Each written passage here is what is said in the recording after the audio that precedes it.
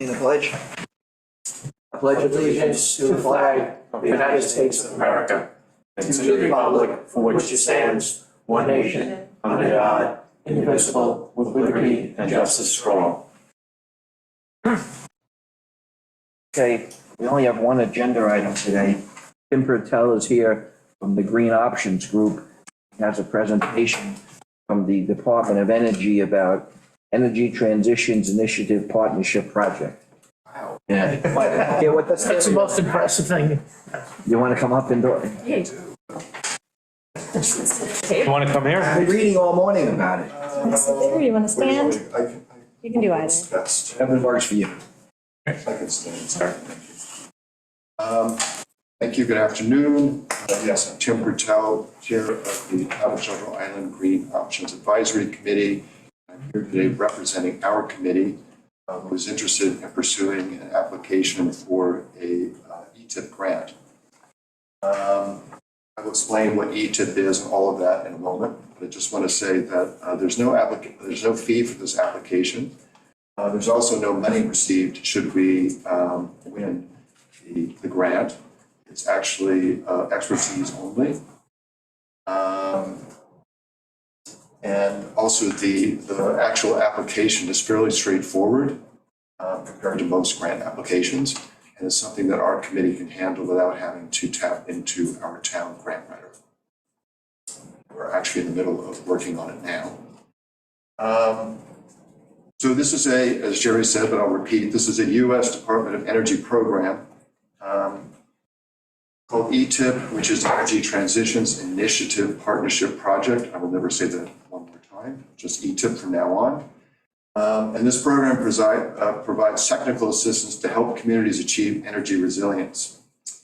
And this is sort of a boilerplate thing that I'm going to read for all of you, but also the public out there from their actual site.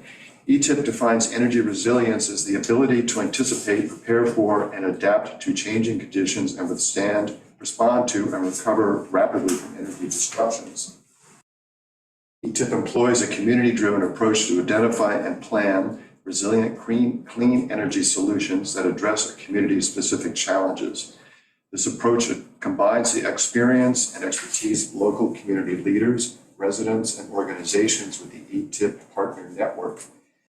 The ETIP Partner Network connects selected communities with regional, nonprofit, or academic organizations, energy experts at the Department of Energy Research, institutions such as Lawrence Berkeley National Laboratory, National Renewable Energy Laboratory, Pacific Northwest National Laboratory, and Sandia National Laboratories. Too many words here. Laboratories. And Department of Energy Clean Energy Technology offices to navigate options for addressing local energy resilience challenges. By participating in ETIP, communities receive substantial support from ETIP experts in the form of technical assistance in energy analysis and planning. Each community is also supported by an ETIP regional partner that can assist with identifying a community's needs and options and developing their goals. Following the application and evaluation process, selected communities will embark on a project scoping phase lasting approximately 2 to 6 months to discuss community priorities and finalize project details with technical assistance providers and regional partners. Selected communities and technical assistance providers will then execute the scoped project over a period of 12 to 18 months.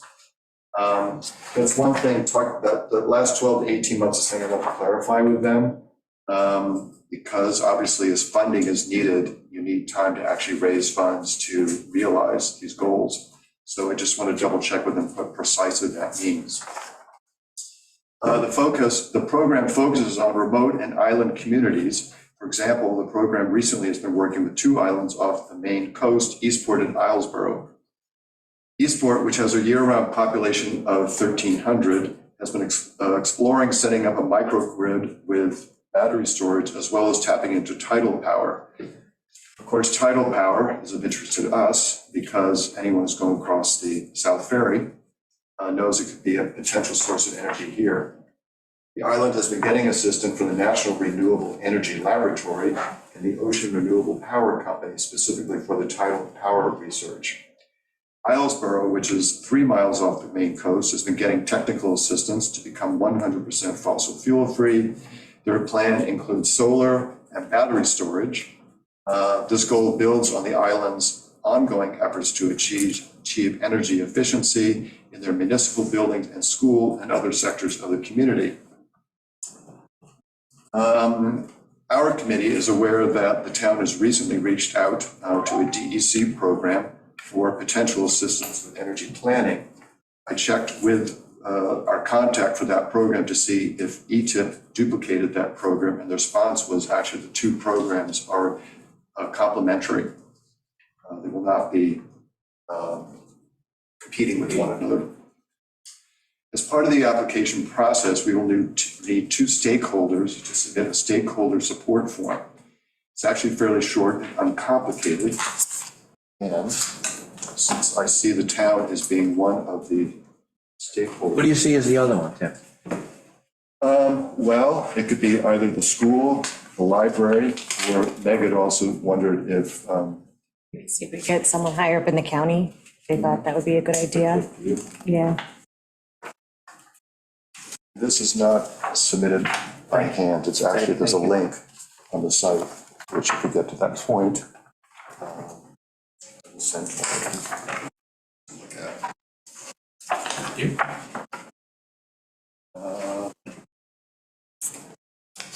So the application is due on May 19th. We are in the process of working on it. I have no idea if it will be accepted or not.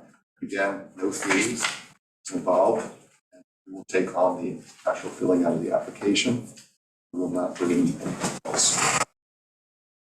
I imagine, Stephen, you may want to see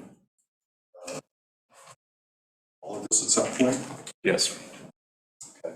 Would you like to see it sooner than later, or sort of towards the end when it's actually more filled out? Yeah, towards the end, but with enough time to comment. Okay. So give me, if it's due the 19th, when would it be ideal for you? Great by Wednesday prior. Wednesday prior. Yeah. So that's the 17? 17th? Okay. When's it due? The 19th. 19th. Well, I don't know how much time do you need, you think, to complete? Well, I need to discuss that with the three of them. Don D'Amato, Sarah Gordon, and Steve Sanders are all going back and forth, discussing it. Don is actually working on the actual filling in the information. Later, sooner you can get it. Yeah, so if you could get, if 10 days enough for you guys, if you can get it to me I will see. by the 12th? Okay. So May 12th. Tim, is it possible, since we do a lot of grant writing here, to find out how the grant is scored? You know, what the scoring criteria is? I can ask. Because Jennifer could help you with, just to get that portion of it, you know, how it's scored. Because you know how you're being scored, you obviously, it's almost like studying for the test, you know, you're given a, you know, you're told the point values on each of the things that you're being scored on. And you can address each one of those in the proper fashion to increase your score if you possibly can. So it's a good, it's a good little thing to have up front before you even start delving into this. So you're suggesting reach out to Jen, or? You could, I mean, Why don't you reach out? yeah, I'll reach out to her if you give me the name of the grant. I have it all. Oh, you have it all? Okay, all right. So I will reach out to her and I'll get it to you within the day, Okay. hopefully today. You know, after, well, it depends what time the meeting's over. All right. I mean, we did it, they had a webinar on April 11th, which I watched. So it goes through the whole process. But that's not part of it. Okay. Okay. So what outcomes would you like to see from this? Well, the Green Committee, and then the Green Committee is to talk about all sorts of ideas of what we could do. Solar, wind, geothermal. But we don't have sort of a real specific way of sort of taking all these ideas and putting them into sort of a real plan that we actually could move forward with. Right. And we also signed on with the Climate Smart Communities program, which has all these task items, but I'd rather, instead of just doing task items for the sake of doing task items, but actually really have sort of a real big picture plan that we take parts of and sort of tackle. And so this would be a way, since we are an island community and we fit into that sort of part of the program, it would be sort of, we have a very specific sort of situation, which is what they work with. Right. So it just seemed like it could be potentially a nice fit. And we've actually been talking to this group for almost 2 years now. And we were going to do an application last year, but didn't. And we just decided to go for it this year. Have no idea how it will work out, but I think it's worth trying. Sure. You don't know unless you ask. Yeah. Yes. Well, and even just like we were talking at the meeting, that even just the process of going through the application kind of informs the town on, you know, what we know, what we don't know, Right. what we have in place, what we don't have in place, what questions we have to ask, what questions we have answered. So even just the process of doing the application, whether it goes nowhere, it's still a good source of It's a information. valuable thing to do. Exactly. It's anything we do that helps us organize. Tim, how about the one we talked about a couple of years ago with that Southampton's involved in, and it was like for alternate energy. Yeah, CCD. Lynn, I know that Long Island doesn't really. oh, the community choice activation. Yeah. That's not dead. It's still ongoing. There were some issues in the past year, particularly with some upstate communities. The cost of energy actually went up. And so customers were not happy. But I think it's sort of still a work in progress, particularly with PSE&G. At some point, we can certainly invite Lynn Arthur, who's the Southampton Energy, head of their energy division, to come and talk at some point. I wonder if the wind farms are gonna change any of that availability. Well, again, it's not, I believe that energy is not just it's island or east end, it's actually goes into the grid. Right. So, but Southampton did just, still pursuing solar energy, some of the recycling centers, but they have recycling centers that don't have the same issues that we have. Right. But Green Committee member Steve Sanders just exchanged a communication with Lynn about the possibility of, if you don't have enough land in a community, you could actually collaborate with a private landowner and work out something with that partnership to actually build a solar field. Right. So Right. it's something to think about at some point. So we'll fill out our piece. Well, wait until, because the other thing is I need to talk to the contact in Maine. Our contact is actually the Island Institute in Maine. I have a couple questions for them. One of them specifically about the stakeholder question. Don't do anything yet. I watched the YouTube on them too, that was pretty good. I watched the YouTube on the island. Well, the Island Institute, it's a great organization. Yeah, it's They pretty do cool. a lot of stuff. So that's it. Great. Sure. All right, so we'll wait to hear from you, Ben. And just a procedural thing for Amber, we always do resolution before we do a grant applications, next board meeting, which is before the 19th, just Right. approving it. It's hard. Yes, and that's another reason why I'm here today.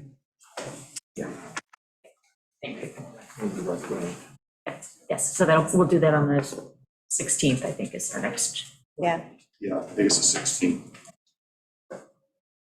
Okay, but I'll keep you all posted to our progress and if we run into any stumbling blocks. Great, Yeah, if you have any questions or you need information, just let us know. Yeah, will do. thank you very much. Thanks, Tim. Thank you.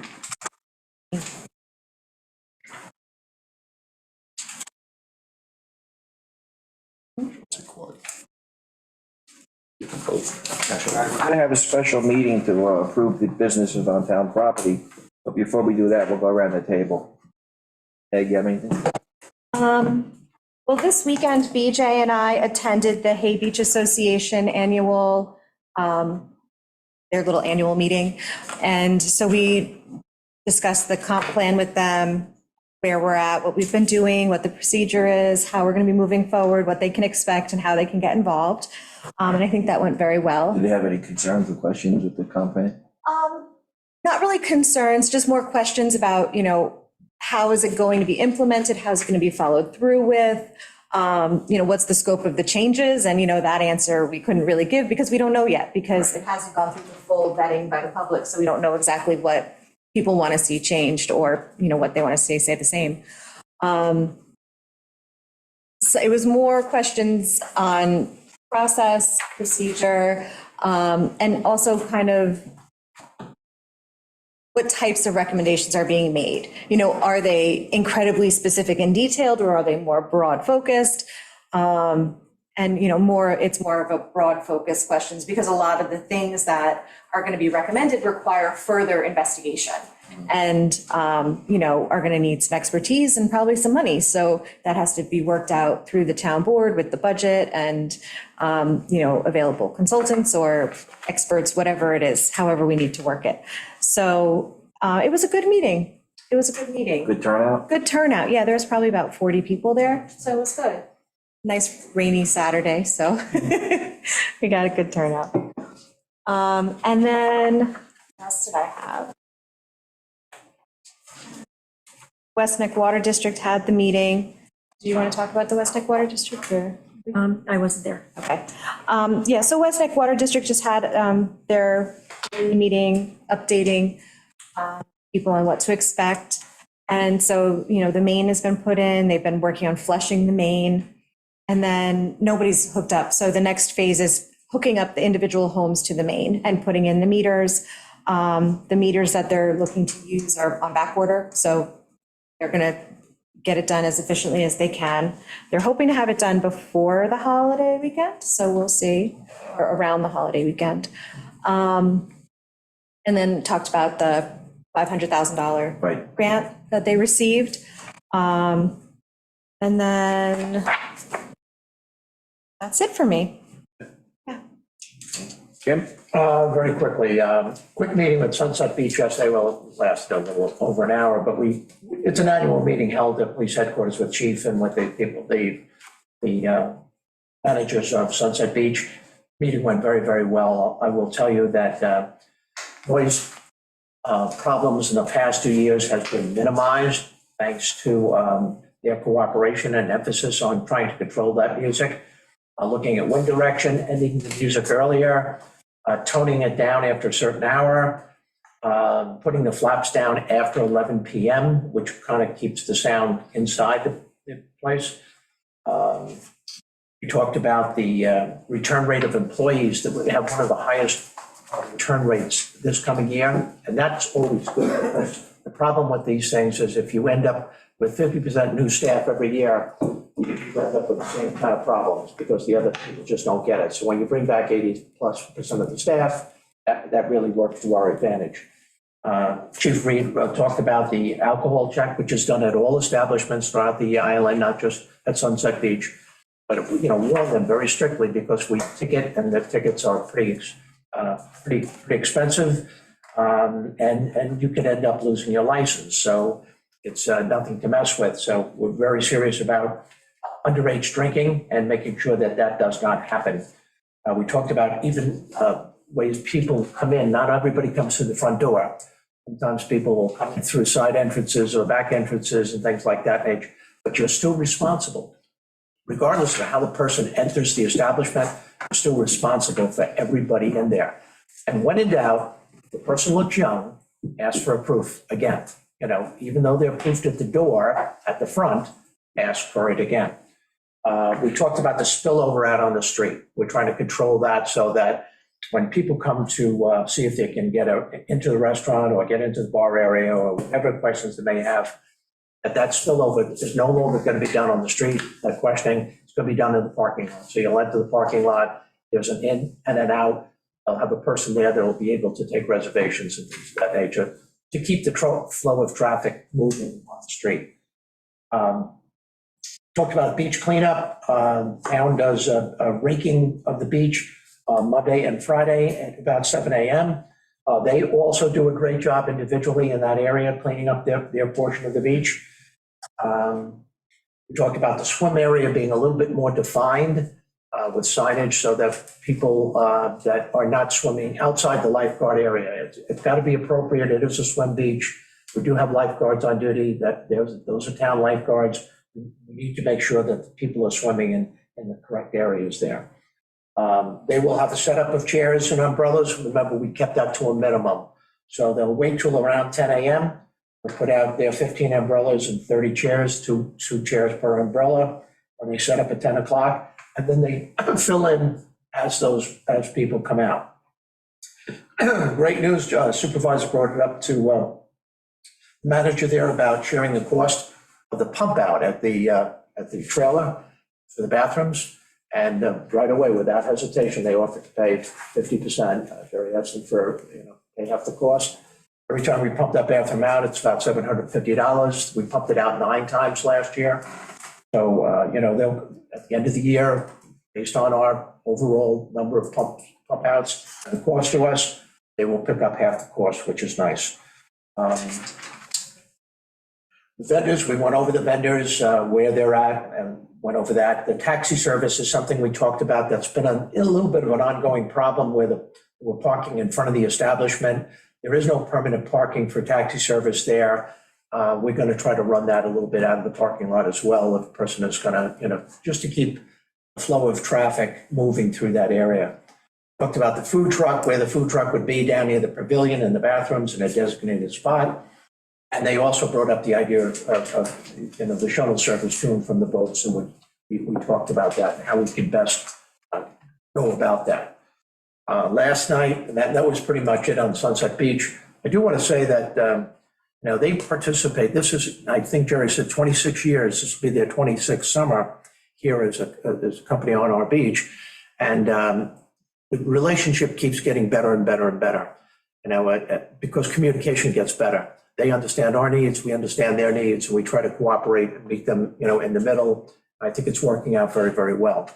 We may try that with other places as well as we move forward, because I think these meetings are well worth it.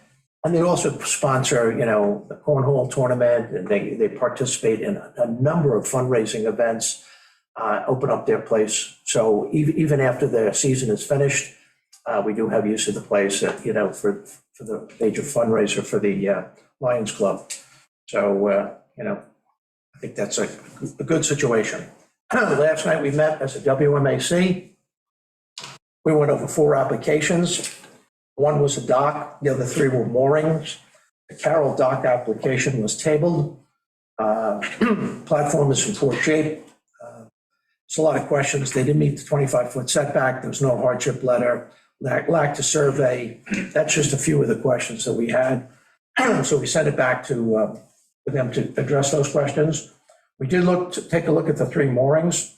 Herzog mooring was voted 5-0 to approve with new coordinates, and I do have those new coordinates if they haven't given them to you.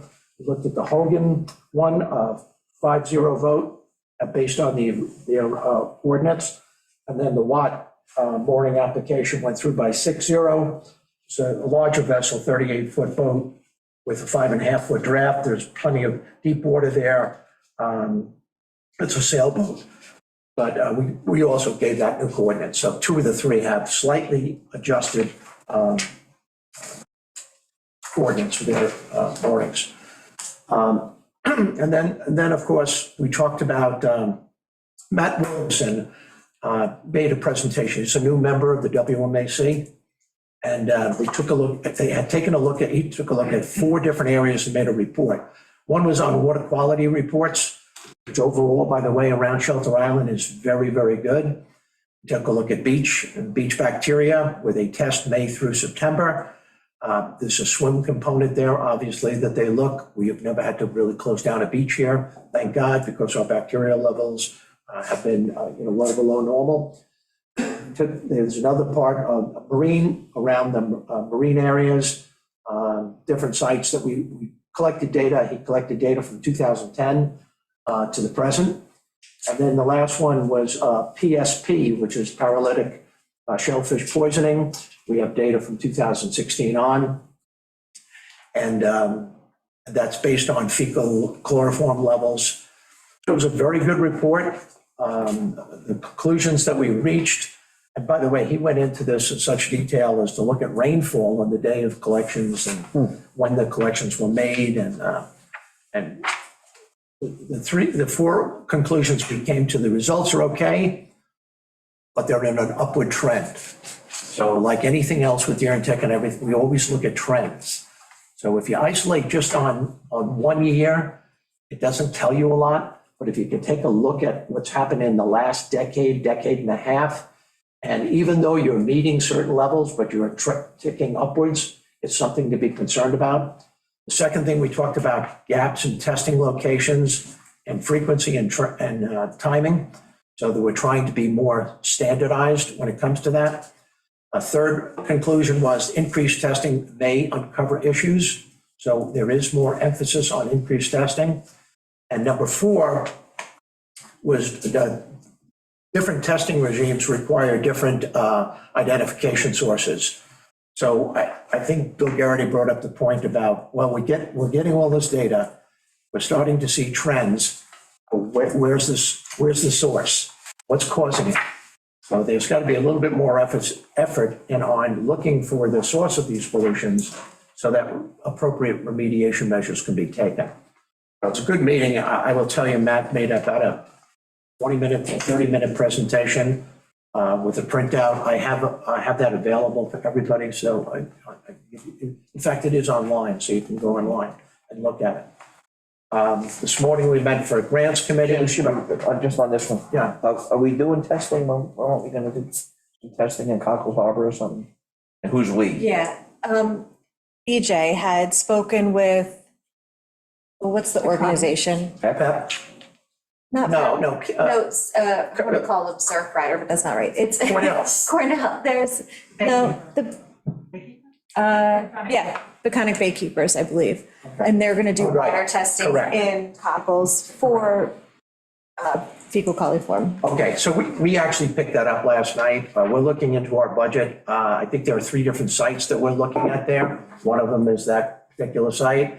I think the cost is $500 a year for each site. It's about $1,500, but we feel it's well worth it. So we are looking into the WMAC budget, see if we have that $1,500 for that testing by those gatekeepers. Yeah, so that was another thing that was covered. I think what I'll do is I'll put off a little bit about the, I have a pretty lengthy one on, I'll say for next week on the Peconic Estuary, the management committee meeting I went to before I left. It's pretty extensive. I would like to give it to you, Christina. Maybe we can put it up on the board because a lot of it is on finances, and God bless you, and where money is being spent, what their breakout of it, exactly where the money is being spent. So very quickly, in a capital plan, while I was gone, you guys met with U.S. Congressman Nick Lota, which was a worthwhile meeting, and Peter Ganley, who was a local guy who worked with him. I think after discussing and it was very nice that Nick extended, I think this was his first visit. He's got a good relationship with our superintendent of schools. I think they grew up together. So that's a big plus, having him and Brian pretty close.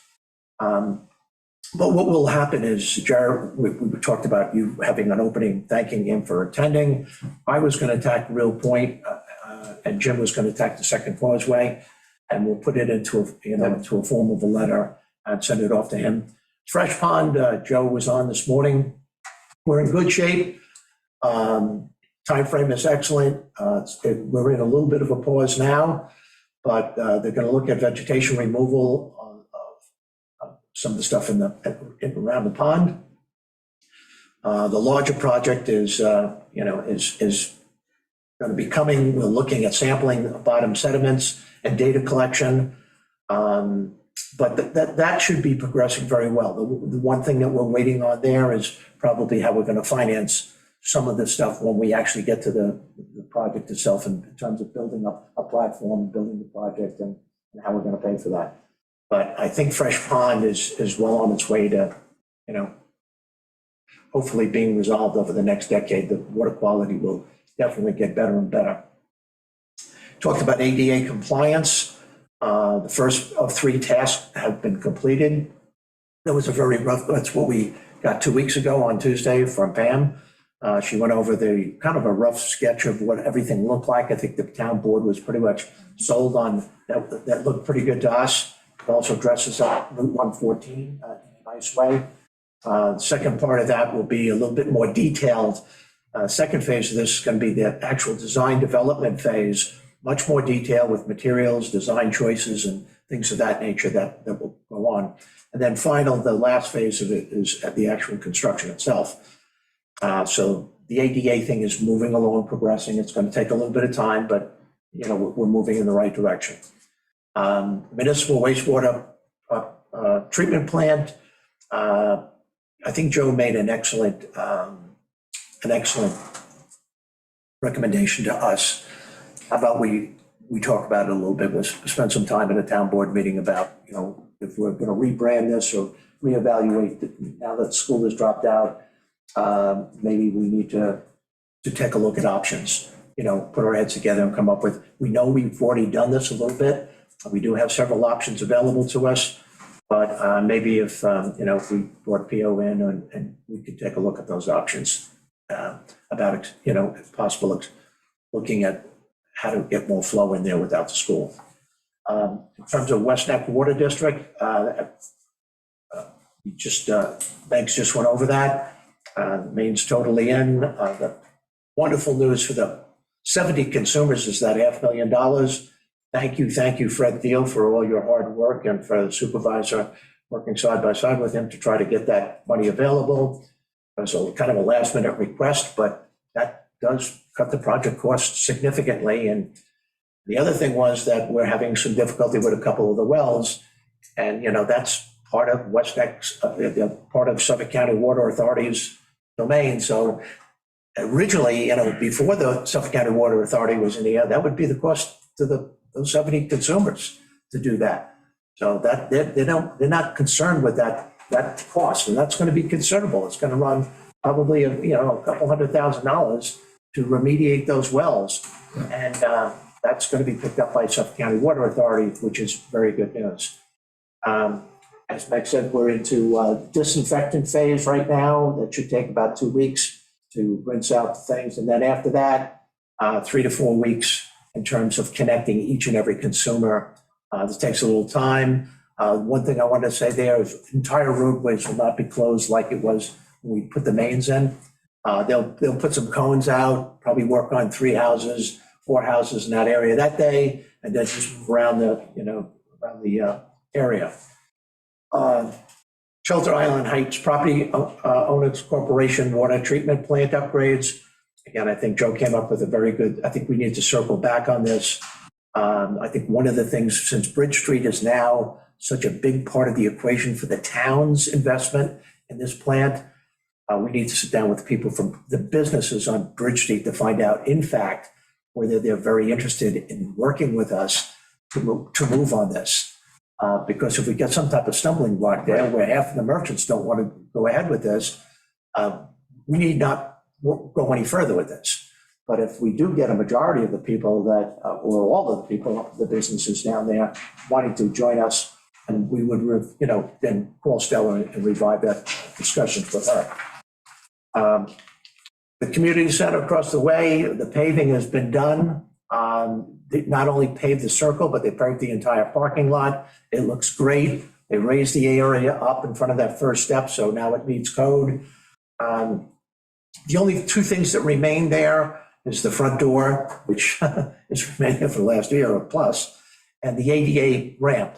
So the front door I'm not too concerned about because we do have a door there, but I am concerned about the ADA ramp. We suggest you talk to Brian and overcome that little issue that we have there. In terms of the Condon dock, that's going to be a fall project of 2023. Just don't have the time before Memorial Day to get that done. Because not that we don't have the time to do it or have somebody do it, it's just a question of all the adjustments that we had to make there, amendments to that, was time consuming.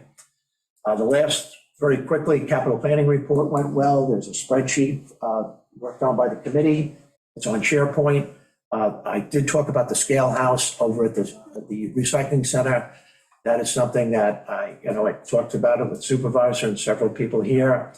That's not in great shape, that place, you know, it has some issues. So I asked Amber if she would carefully look at that and maybe put it on the, you know, on the plan looking forward.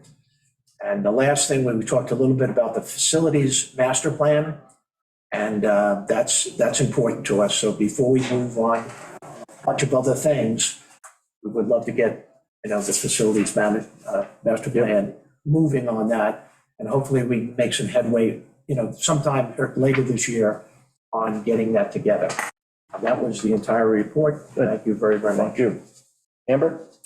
The Ferry Study Group, we met with North Ferry on the rate increase. So we had a better understanding, you know, the committee members who attended and myself had a better understanding of their financials and the interplay between capital projects that they've got planned as well as debt service and, you know, where their profits are going to. Those kinds of things that factor in. It's with the county legislature today. And Jerry and I did speak with Legislator Fleming and Krupski yesterday to talk about our role in the county process, because we feel like it gets to budget review office before we get a chance to really weigh in. And while Bridget stressed that it's not a fait accompli, we sort of feel that way. So they're going to, after today, work on a process for including us in their budget review process earlier rather than. We're going to meet with the budget review officer. Yes. And Yes. come up with some guidelines for how we go forward. Yeah.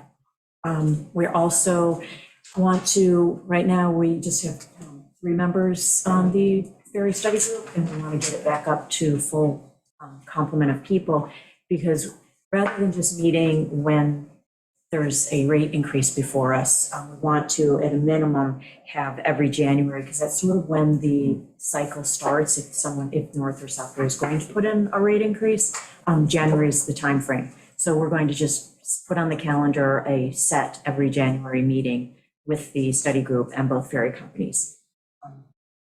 Additionally, we may add in some informational sessions, you know, 1 or 2 during the year for either, you know, for of ferries, just so the public can better understand. Because we sit down and we talk to them and, you know, try to understand, like, what can we do about the lines coming over and the impact on the businesses and things like that. So having those kinds of public dialogues would be good. I mean, some of it, you know, they've looked at, you know, a bunch of different ways to try and alleviate the pressure on that. You know, the 5 a.m. ferry does help, because if there's a big, you know, truck coming through, they can try and get them to schedule it early in the morning so it doesn't, you know, create a, you know, more of a bottleneck. But a part of it is just a bottleneck. You know, there's no, you know, unless we start building more ramps, but even on the Greenport side, you know, having both, you know, having more than 2 boats trying to pass each other in that narrow passageway, you know, the timing gets kind of tricky. So just to be able to talk about that with the public more. You know, we talked about that, Amber, a little bit, is you know, I was there at 5, you know, obviously 3:20 a.m., you know, 2 days ago, and sleeping there, and 4 cars came. There was no truck. There was 1 truck that came at about right at 5:10. They rolled in between 5:06 and 5:10, the 4 cars in the truck, and we went across.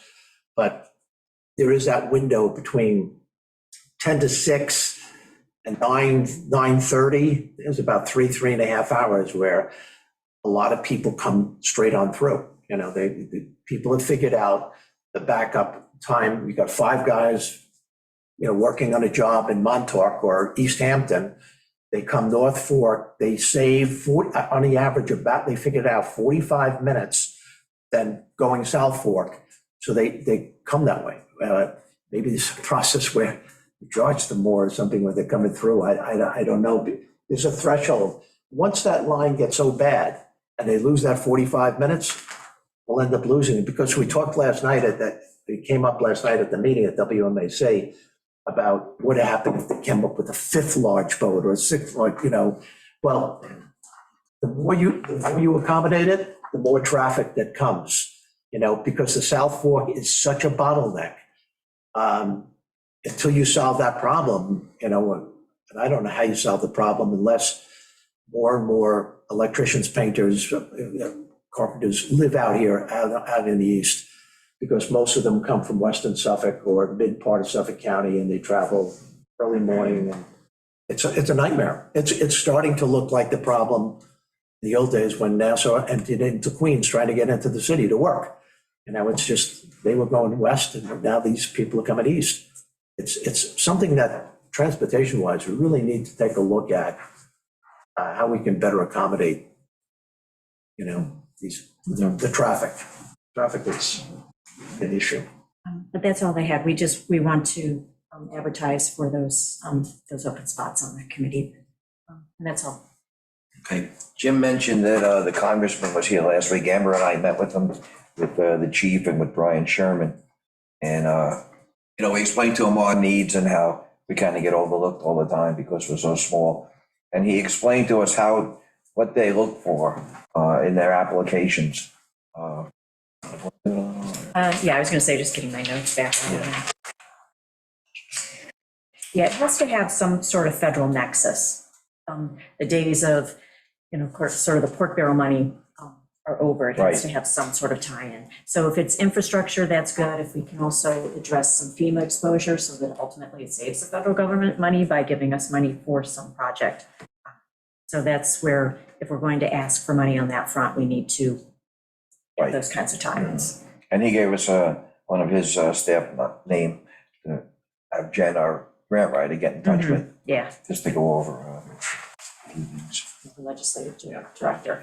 I did the math on just dredging of Real Point every year, because now it's an annual event. Used to be every 10 years, now it's an annual event.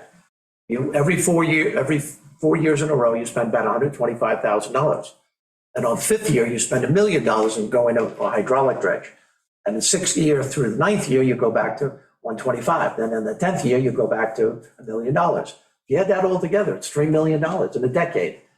$3 million are being spent just dredging to keep that navigation channel open, to replenish Real Point.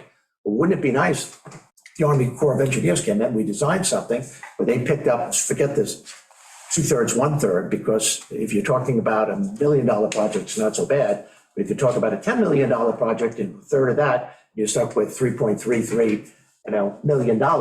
It's very expensive for us. I'm hopeful that down the road, and I will not be here, but somebody else will be sitting in this chair, that the Army Corps, when they come in, do that analysis, that they come up with something that will take those dredging.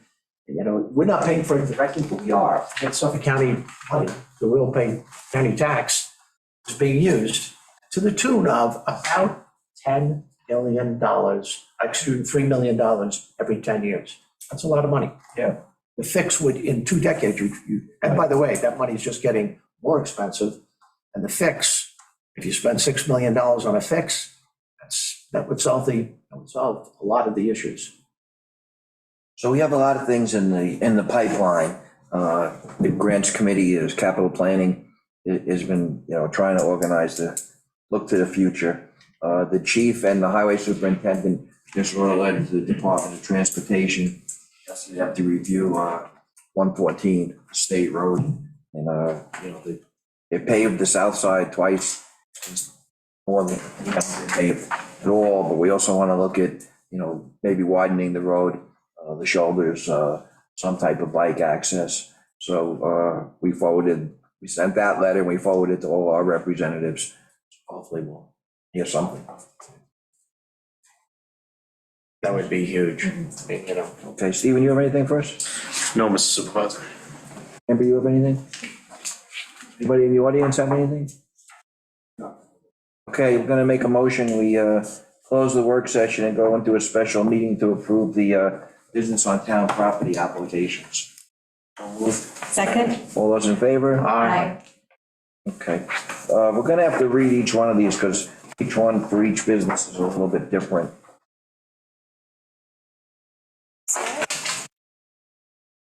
Yeah, please. Whereas Venture Out CEO Matthew Stromberg has filed an application to conduct business on town property for 2023 summer season, and whereas the nature of the business is to rent stand-up paddleboards, kayaks, conduct beach yoga program, group classes and similar as outlined in the application, and whereas the town board has reviewed the application and determined that the granting of the license is in the best interest of the town of Shelter Island, Now therefore be it resolved that Venture Out Shelter Island LLC is hereby granted a license to operate the business as outlined in the application, subject to the following conditions.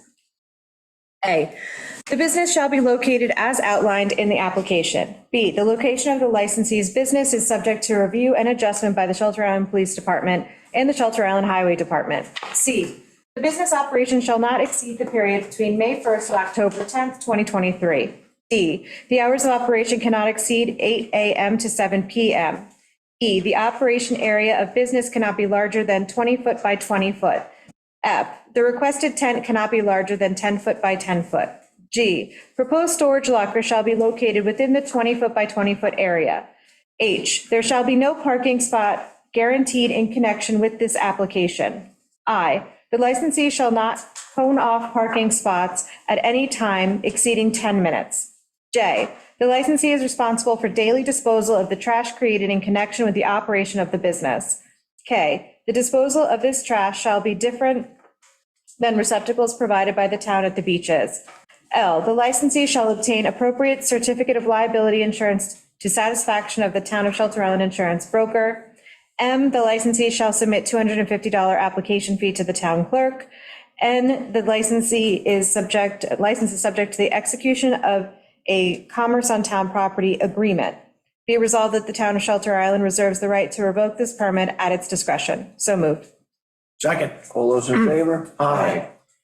Whereas Crow's Nest Bar and Grill has filed an application to conduct business on town property for 2023 summer season, and whereas the nature of the business is a food truck at Crescent Beach, as outlined in the application, and whereas the applicant submitted a $250 application fee, whereas the town board has reviewed the application and determined that granting the license is in the best interest of the Town of Shelter Island. Now therefore be it resolved that the Crow's Nest Bar and Grill is hereby granted a license to operate a business as outlined in the application, subject to the following conditions. A, the food truck shall be located east of the gazebo of the Crescent Beach, in a spot designated by the Town of Shelter Island. B, the food truck shall not block said gazebo. C, the location of the licensed business is subject to review and adjustment by the Shelter Island Police Department and the Shelter Island Highway Department. D, the business operation shall not exceed the period between May 26th and September 5th, 2023. E, the hours of operation cannot exceed 9 a.m. to 7 p.m. F, there shall be no additional parking space guaranteed in connection with this application. G, a license shall not cone off a parking spot at any time. H, the license is responsible for daily disposal of trash created in connection with the operation of the business. I, the disposal of trash shall be different than receptacles provided by the town at beaches. J, the license shall obtain appropriate certificate of liability insurance to satisfy the Town of Shelter Island insurance broker. K, the licensee shall provide Suffolk County Department of Health Services food truck permit. L, licensee possesses all of the necessary federal, state, and county licenses. And M, the license is subject to the execution of a commerce of town property agreement. Be it resolved that the Town of Shelter Island reserves the right to revoke this permit at its discretion. So moved. Second, all those in favor? Aye. Whereas Bon Spa, care of Alexander Roy, has filed an application to conduct business on town property for the 2023 summer season. Whereas the nature of the business is to offer therapeutic massages at Crescent Beach, as outlined in the application. Whereas the applicant submitted a $250 application fee. Whereas the town board has reviewed the application and determined that the granting of the license is in the best interest of the Town of Shelter Island.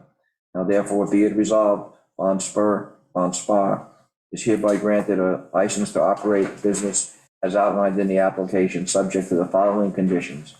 A, the business shall be placed in the location as outlined on the application.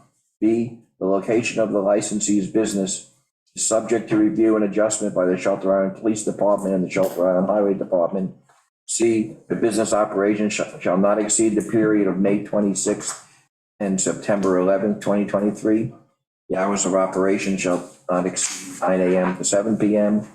E, the area of business cannot be larger than 20 by 20. F, there shall be no more than 2 10 by 10 tents. G, proposed small shed is not permitted. H, in lieu of small shed, the applicant can place small trunk within the 20 by 20 area. I, there shall be no parking spot guaranteed in connection with this application. J, the licensee shall not cone off a parking spot at any time. K, the licensee is responsible for daily disposal of trash created in connection with the operation of the business. L, the disposal of this trash shall be different than receptacles provided by the town at the beaches. M, the licensee shall obtain appropriate certificate of liability insurance to satisfaction of town of Shelter Island insurance broker. N, the licensee possesses all the necessary federal, state, and county licenses. And O, the license is subject to the execution of a commerce on town property agreement. Be it resolved that the town of Shelter Island reserves the right to revoke this permit at its discretion. So moved. Second. All those in favor? Aye. Whereas Stars Cafe, care of Pepe Martinez, has filed an application to conduct business on town property for the 2023 summer season, and whereas the nature of the business is a food truck at Wade's Beach as outlined in the application, and whereas the applicant submitted a $250 application fee, and whereas the town board has reviewed the application and determined that the granting of the license is in the best interest of the town of Shelter Island, now therefore be resolved that Stars Cafe is hereby granted a license to operate the business as outlined in the application, subject to the following conditions. A, the food truck shall be located in the paved area north of the public restrooms adjacent to the large bocce ball courts. B, the location of the licensee's business is subject to review and adjustment by the Shelter Island Police Department and the Shelter Island Highway Department. C, the business operation shall not exceed the period between June 24th and September 4th, 2023. D, the hours of operation cannot exceed 9 AM to 7 PM. E, there shall be no parking spot guaranteed in connection with this application. F, the licensee shall not cone off parking spots at any time. G, the licensee is responsible for daily disposal of the trash created in connection with the operation of the business. H, the disposal of this trash shall be different than the receptacles provided by the town at the beaches. I, the licensee shall obtain appropriate certificate of liability insurance to the satisfaction of the town of Shelter Island insurance broker. J, the licensee shall provide Suffolk County Department of Health Services food truck permit. K, the licensee possesses all other necessary federal, state, and county licenses. L, the license is subject to the execution of a commerce on town property agreement. Be it resolved that the town of Shelter Island reserves the right to revoke this permit at its discretion. So moved. Second. All those in favor? Aye.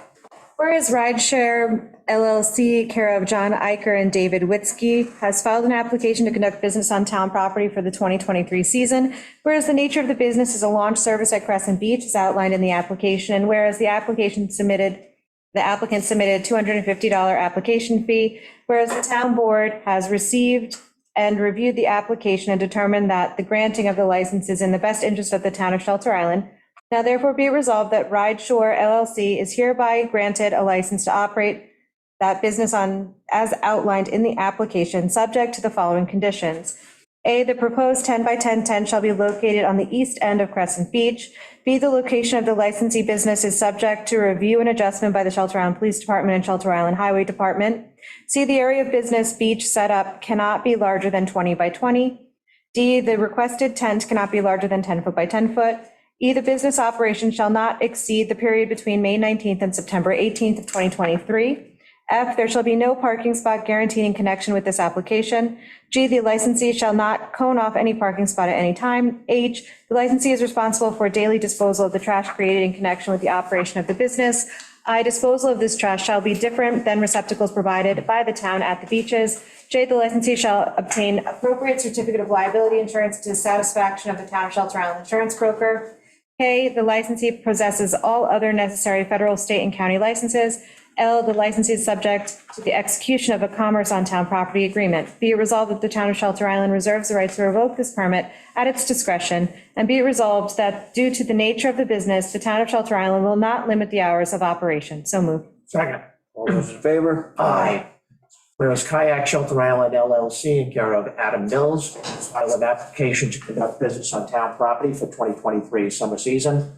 And whereas the nature of the business is to rent stand-up paddleboards and kayaks and to provide guided tours primarily along Conkles Harbor Marine Water Trail as outlined in the application. And whereas the applicant submitted $250 application fee.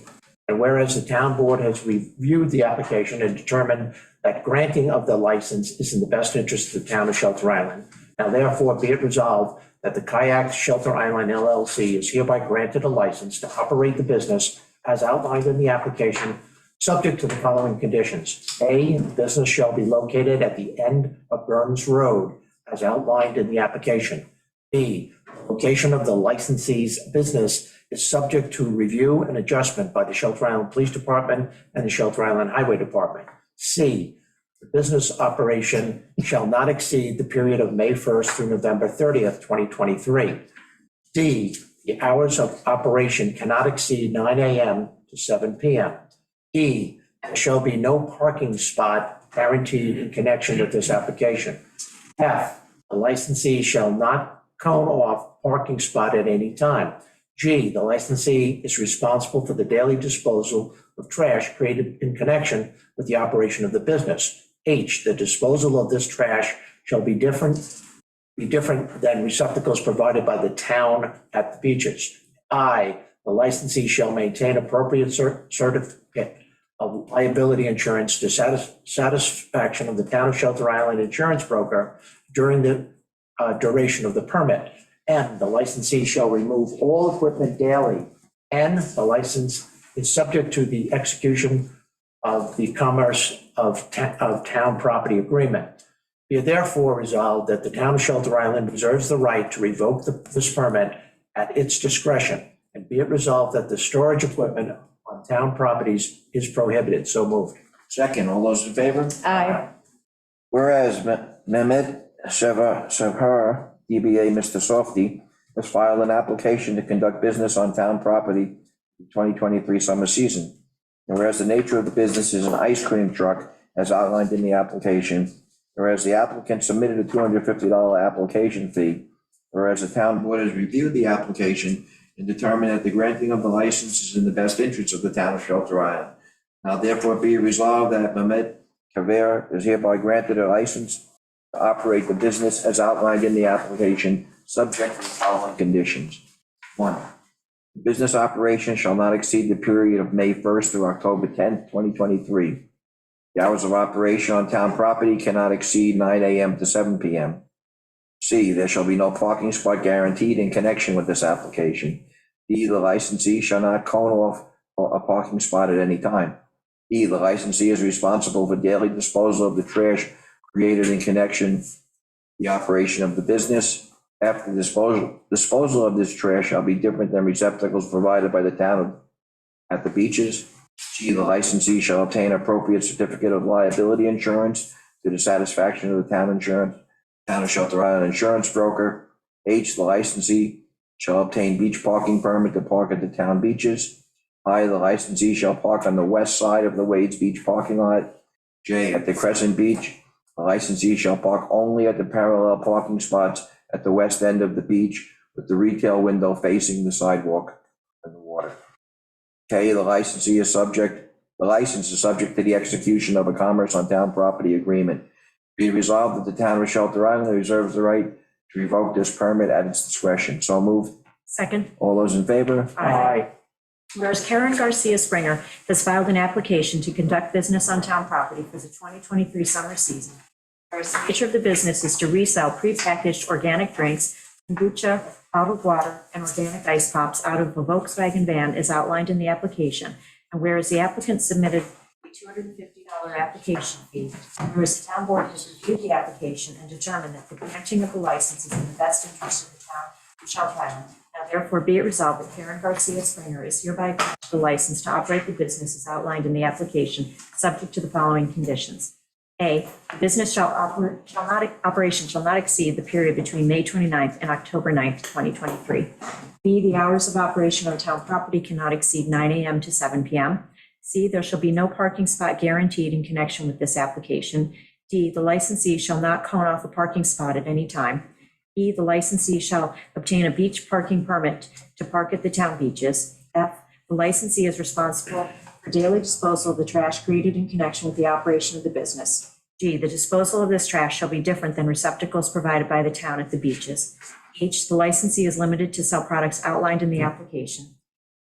I, no clothing, accessories, or similar retail items shall be sold in connection with this permit on town property. J, the licensee must submit a permit from the New York State Department of Agriculture and Markets or letter from said agency stating that permit is not required. K, the licensee shall obtain appropriate certificates of liability insurance to the satisfaction of the town of Cheltenham insurance broker. And L, the licensee shall park in the northwest side of the Wades Beach parking lot adjacent to the grass sand area of the bocce golf courts. M, at Crescent Beach, the licensee shall park only at the 20 most western diagonal parking spots. And the license is subject to the execution of commerce on town property agreement. Be it resolved that the town of Shelter Island reserves the right to revoke this permit at its discretion. So moved. Second? All those in favor? Aye. Okay, that's the end of the special meeting. We'll open it up to the, We have to close it. close the special meeting, make a motion, we close the special meeting. Second? All those in favor? Aye. And now we'll open it up to the public. Yes, ma'am? Yes, please. It's Julia Brennan from the Gazette. I have just a couple of questions, and that has to do with the town, business on town property. First one is, there were a couple of people who did not get permits. Is there an explanation? No, the only one that They did- just sort of- The only one that didn't get a permit, Julia, wasn't appropriate. Someone wanted to have a business at their house, retail sales. It's not town property. There were two others that were listed a while back, but maybe they just got It might have got, withdrawn or something. So the only one that was denied was, it wasn't denied, it was just. No, Mark it wasn't Mobius appropriate. withdrew. he was here. Okay. And then just a more general question about that. Having decided to take a big administrative burden off the town board, which was reviewing wetlands permits, I'm wondering if there's any plan in place to take the administrative burden of this type of permitting away from the town board so that your time is used for legislative things. I know there was an effort made to try to create some policy around this, but I know if I were applying for a permit, I'd be hard pressed to find where in the town I could find, here's the things that are gonna get approved, and here's the things that aren't gonna get approved, other than reading through other people's permit approvals. And I wonder if there's any effort I think, to try to Yeah. quantify I that. think, Julia, the short answer is, with Dottie Ogar's retirement, we're still feeling ourselves out in the town clerk's office, and the town clerk will assume a lot more of that responsibility as we. Oh, good for you. It's a valid point though, because I agree with you. We spend a lot of time on this, not just this meeting, but all these prior meetings. It's very time consuming, just to go through these 8 applications and. And some of it seems very standardized. It is. Particularly if you go through all of the It is. wherefores. However, it's something that we really want to carefully monitor because we don't want to see it get out of hand. And there's a lot of dotting of the i's and crossing of the t's on each of these applications, based on our knowledge of what's happened over the last couple of years, and the kinds of services that we would like to see at designated spots and safety factors, parking lots and where they're positioned. And so there's a lot of that goes on. But I think you're right. There is a in-house working group that does these applications. So it's not the town board can come with these cradle to grave and, so they get recommendations from the working group as to what particular conditions to impose. Well, and we discussed kind of policy about how many businesses should be at each location or what the capacity of each location is. So there's kind of policy set around it, but it's not necessarily codified. So that's something to consider. And then the last one was just a point, there were a lot of discussion about, I think Jimmy brought it up, about the water quality. There was no mention in the water quality discussions, and I didn't get a chance to ask a question about what the rate of false positives is for those tests.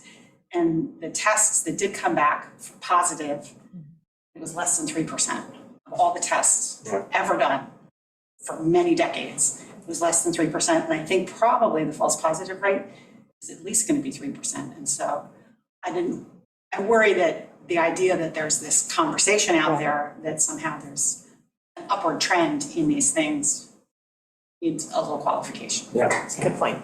yeah. Thank you. Anybody in the Zoom audience? Ambrose, you have anything for us? No, thanks, Jerry. Thanks. Anybody else? Okay, I'm gonna make a motion, we adjourn and go into a legal session about a Yes, issue. legal advice. Okay, thank you very much.